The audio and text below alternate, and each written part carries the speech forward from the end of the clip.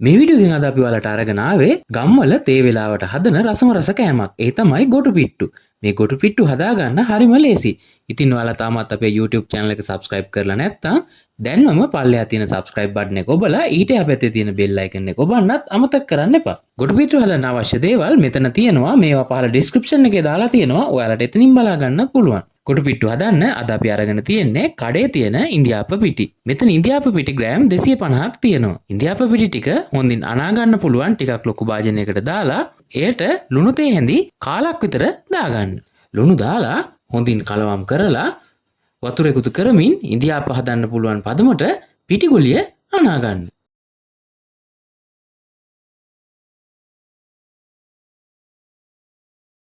ඔන්න දැන් අපේ පිටි ටික අනලා ඉවරයි.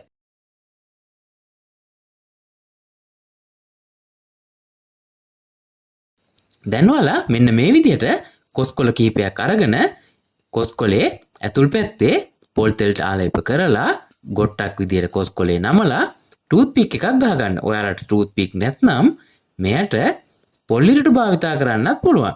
මොකද අපේ ගම්වල අතීතයේදී මේවට භාවිතා කරේ පොල් ඉරටු.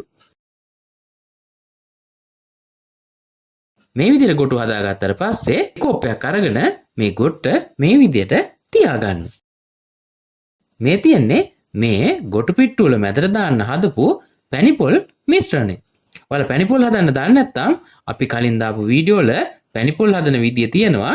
පහළ ලින්ක් එක දාලා තියන්නම්. එතනින් ගිහිල්ලා බලන්න. පැණිපොල් ටික හදාගත්තාට පස්සේ අපි හදාගත්ත පිටි මිශ්‍රණයෙන් කොටසක් අරගෙන ඉන්දියාප වංගෙඩියට දාලා මෙන්න මේ අපි හදාගත්ත ගොට්ටට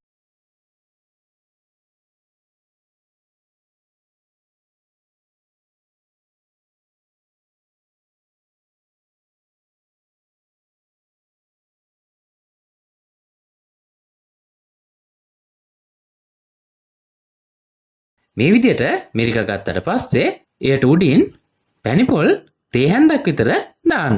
දාලා ඉවරලා නැවතත් පැණිපොල් ටික වැහෙන්න ඉන්දියාප්ප මිරික ගන්න.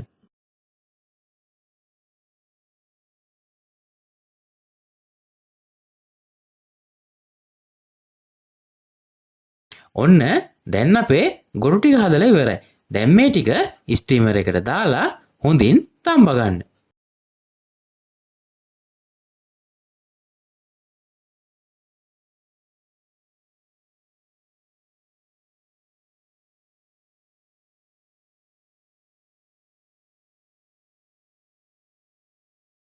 ඔන්න දැන් අපේ ගොටු පිටු ටික තැම්බිලා තියෙන්නේ.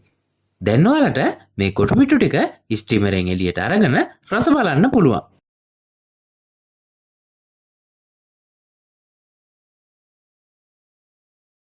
මෙන්න බලන්නකෝ මේ ගොටු පිට්ටුව කැඩුවට පස්සේ ගොටු පිට්ටුවේ මැදට පැණිපොල් ටික හොඳට වැටිලා තියෙනවා. ඒ වගේම දැන් මේ ගොටු පිට්ටු ටික හොඳට තැම්බිලා තියෙන්නේ. ලේසියෙන්ම හදාගන්න පුළුවන්. තේ වෙලාවට ගොඩාක් රසයි. ඉතින් ඔයාලත් මේ විදිහට ගොටු පිට්ටු හදලා රස බලලා කොහොමද රස කියලා පහලින් කමෙන්ට් එකක් දාන්න. ඒ වගේම වීඩියෝ එක හොඳයි කියලා හිතනවා නම් යාළුවන්ට බලන්න ෂෙයා කරන්නත් අමතක කරන්න එපා.